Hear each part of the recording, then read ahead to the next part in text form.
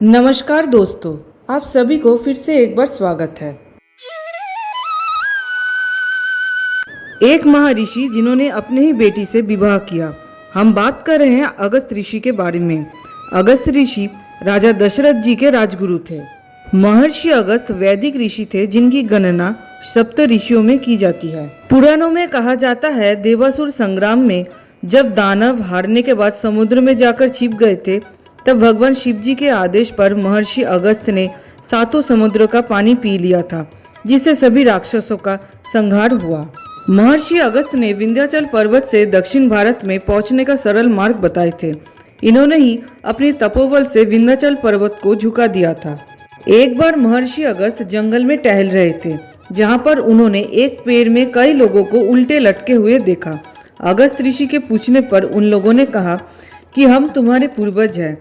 क्योंकि तुम्हारे कोई पुत्र नहीं है, तो अब तुम एक पुत्र पैदा करो जो हमारे लिए श्राद्ध कर सके और हम इस स्थिति से बाहर आ सके। तब महर्षि अगस्त ने ये निर्णय लिया कि अपने पूर्वजों का उद्धार होना चाहिए। एक दिन अगस्त ऋषि अपने तप से एक कन्या का निर्माण किया, जिसका नाम लोपामुद्रा रखा गया। उस समय विदर्भ के राजा अपनी पत्नी के साथ संतान प्राप्ति के लिए तपस्या कर रहे थे।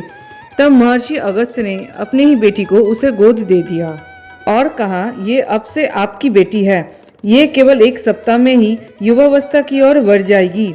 तब मैं उसे अपनी पत्नी के रूप में लेने के लिए वापस आऊंगा। जब लोपामुद्रा जवान हुई, तब उसकी विवाह के लिए महर्षि अगस्त ने राजा से उसका हाथ मांग लिया।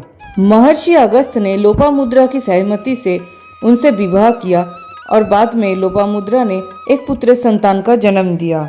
अगस्त ऋषि को कई संस्कृत ग्रंथों का लेखक माना जाता है, जैसे अगस्त गीता, अगस्त संहिता।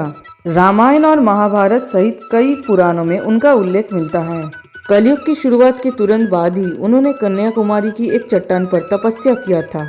मान्यता है उनका अंतिम विश्राम स्थल तिरुवनंतपुरम के अगस्तर कोदाम में है।